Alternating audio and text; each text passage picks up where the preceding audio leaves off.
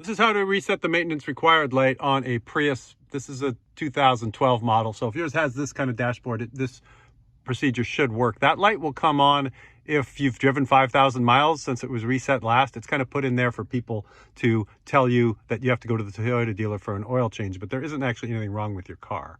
So if you have this kind of dashboard and that maintenance required button light is on, then with the car on in hybrid mode, which I guess means in drive, so I've got it in drive now, so it's in hybrid mode, go to the trip meter on your steering wheel here and change it over until it is on trip A.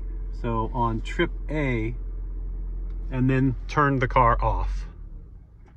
So now to get it to reset, you want to hold down the MPH, KMPH button and then push the power button with your foot on the brake.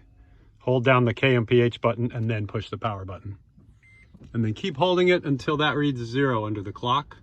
See, main required, there it goes 0. Take my finger off the button, pa-choing. And then make sure it still reads MPH. That light is gone. I still have to put some air in my tires, but we're good.